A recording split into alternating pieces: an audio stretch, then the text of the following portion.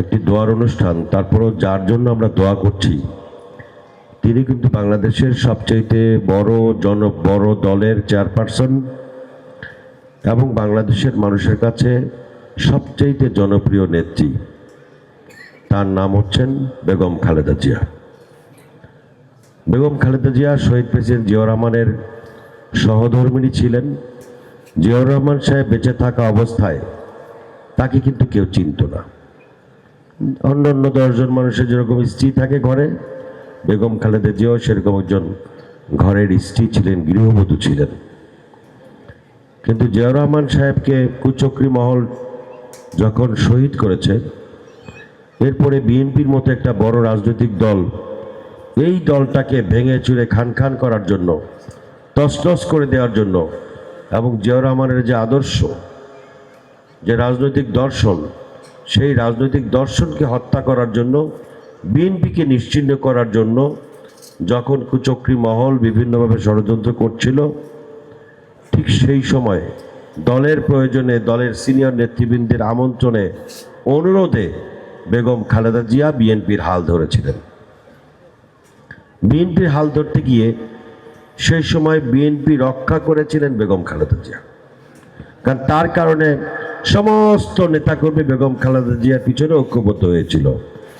সেই জন্য সেই দিন বিএনপি ভাঙা এবং ওই সময়ের গণতন্ত্রকে ধ্বংস করার ষড়যন্ত্র ব্যর্থ হয়েছিল বেগম খালেদা জিয়ার বিচক্ষণ নেতৃত্ব, সাহসিকতা এবং আপসীনতার কারণে। এরপরে যতবার এই দেশের গণতন্ত্র, স্বাধীনতা, সার্বভৌমত্ব সাহসিকতার সঙ্গে তা মোকাবেলা করেছেন, সেই জন্য কিন্তু তিনি আজকে দেশ নেত্রী। গৃহবধূ থেকে তিনি দেশ নেত্রীতে পরিণত হয়েছেন। খালেদা জিয়ার রাজনৈতিক চরিত্র হরণ করবার জন্য তাকে জেলে নেওয়া হয়েছে। তারেক রহমান, আরাফাত রহমান কোকোকে জেলে ঢুকিয়েছে বিএনপিকে চিরতরে নিশ্চিহ্ন করে দেওয়ার জন্য। সেই সময় ওই যে আরেকজন নেত্রী শেখ হাসিনা, তিনিও জেলে গিয়েছিলেন। তিনি কিন্তু আপোষনামায় স্বাক্ষর করে তিনি দেশের বাইরে চলে গেলেন চিকিৎসার নাম করে। বেগম খালেদা জিয়াকেও কিন্তু বিদেশে পাঠানোর প্রস্তাব দেওয়া হয়েছিল। আপনাদের যারা বয়স হয়েছে তাদের মনে আছে যে বিমানবন্দরের প্রতিদিন মিডিয়ার লোকেরা হাজির, এই যে বেগম খালেদা জিয়াকে এই বিমানে নেওয়া হবে, গণতন্ত্রের প্রশ্নে, সার্বভৌমত্বের প্রশ্নে, এমনকি ইসলামী মূল্যবোধের প্রশ্নে দেশনেত্রী বেগম খালেদা জিয়া উত্তীর্ণ হয়েছেন। হেফাজতে ইসলামের হত্যাকাণ্ডের কথা মনে আছে আপনাদের? হাজার হাজার আলেমদেরকে হত্যা করা হয়েছিল। বেগম খালেদা জিয়া বলেছেন এই হত্যাকাণ্ড বন্ধ করতে হবে। তিনি হেফাজতে ইসলামের আলেম ওলামাদের পাশে দাঁড়িয়েছেন। তিনি বলেছেন হেফাজতে ইসলামের এই ছোট ছোট আলেমদেরকে হত্যা করার বিচার। দেলাওয়ার হোসেন সাঈদী সাহেবের বিরুদ্ধে মিথ্যা মামলায় তাকে মৃত্যুদণ্ডের আদেশ দেওয়া হয়েছিল। বেগম খালেদা জিয়া সিঙ্গাপুরে গিয়েছিলেন চিকিৎসা করতে।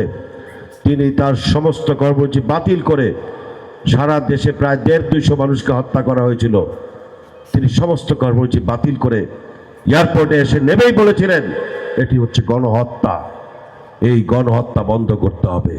প্রথম বেগম খালেদা জিয়া বলেছিলেন। কেন? দেলাওয়ার হোসেন সাঈদী তো বিএনপি করতেন না, তিনি জামাত ইসলামীর নেতা ছিলেন। কিন্তু একজন আলেমে দ্বীন, তার বিরুদ্ধে যে রায় হয়েছে তার প্রতিবাদে দেশের মানুষ রাস্তায় নেমেছে, সেই মানুষদেরকে গুলি করার প্রতিবাদ করেছিলেন বেগম খালেদা জিয়া। হেফাজতে ইসলাম তো কোনো রাজনৈতিক দল ছিল না, তারপরও যেহেতু ইসলামের জন্য তারা রাস্তায় নেমেছেন, বেগম খালেদা জিয়া তাদের পক্ষে ছিলেন। সম্মানিত বন্ধুগণ, আজকে আমাদের সেই নেত্রী, আরেকটি বিষয় আমি বলি, আপনার এখন সময় হয়ে গেছে, আমি সময় নেব না। বেগম খালেদা জিয়া এমন একজন মানুষ, তিনি বাংলাদেশের 33টা আসনে 3-4বারে দাঁড়িয়েছেন। প্রত্যেকটা আসনের জনগণ তাকে নির্বাচিত করেছে। শেখ হাসিনা 3টা করে 2বার নির্বাচন করছে, না 3বার নির্বাচন করেছে।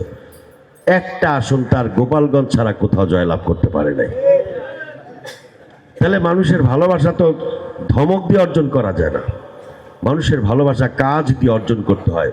বেগম খালেদা জিয়া কাজ করে, মানুষের কল্যাণে কাজ করে, দেশের কল্যাণে কাজ করে, ইসলামের কল্যাণে কাজ করে তিনি তাকে সর্বোচ্চ পর্যায়ে মানুষের সম্মানের যে সর্বোচ্চ পর্যায়, সেই পর্যায়টা বেগম খালেদা জিয়া অর্জন করেছেন। এই মানুষটি এত কষ্ট করেছেন, আরামে থাকতে পারতেন, আয়েসে থাকতে পারতেন, সেই কষ্ট বিসর্জন দিয়ে এই দেশের জন্য, এই দেশের মানুষের জন্য, আমাদের দলের জন্য, এই দেশের লাখো কোটি মানুষের ভালোবাসার জন্য তিনি তার নিজের জীবনের ঝুঁকির মধ্যে কখনো দেশ ছেড়ে পালাননি। ঝুঁকির মুখে ফেলে দিয়ে তুমি কোনো সময় আরামে থাকার চেষ্টা করেননি। সেই মানুষটি আজকে অনেক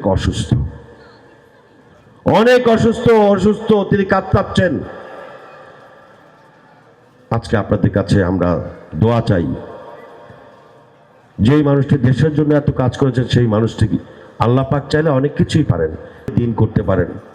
এই আল্লাহ পাক ইচ্ছা করলে বেগম খালেদা জিয়াকে আমাদের মাঝে আবার ফিরিয়ে দিতে পারেন। বেগম খালেদা জিয়াকে আল্লাহ রাব্বুল আলামিন তাকে সুস্থ করে আমাদের মাঝে ফিরিয়ে দিন। তিনি এই দেশে যাতে গণতন্ত্র প্রতিষ্ঠা হয়েছে, গণতান্ত্রিক সরকার আবার প্রতিষ্ঠা হয়েছে, যেই সরকারের জন্য তিনি আপোষ করেননি, তিনি যাতে দেখে যেতে পারেন এই দেশে গণতন্ত্র প্রতিষ্ঠা লাভ করেছে। এই ফরিয়াদ মহান রাব্বুল আলামিনের কাছে আমরা করব। এবং তার জীবনের চলতে ফিরতে গিয়ে মানুষ যদি তার কাছে কোনো রকমের কষ্ট পান, সেই কষ্টগুলো মাফ করার জন্য আপনাদের কাছে আমরা অনুরোধ করব। আল্লাহ পাক রব্বুল আলামিন অবশ্যই বেগম খালেদা জিয়াকে রোগ মুক্তি দান করবেন, সেই প্রত্যাশা জানিয়ে আজকে এই জুলাই যোদ্ধা সহ আমাদের যে সমস্ত নেতৃবৃন্দ এসছেন, তাদের প্রত্যেকের প্রতি আমি কৃতজ্ঞতা জানাচ্ছি। দোয়াটুকু জিয়ার রহমানের রওজায় তুমি পৌঁছাইয়া দাও।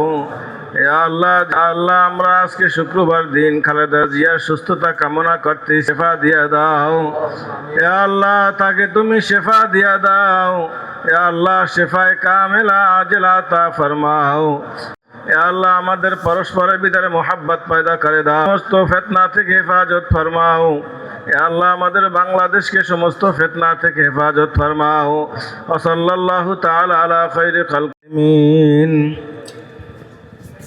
আমরা সকলে পূর্ব পশ্চিম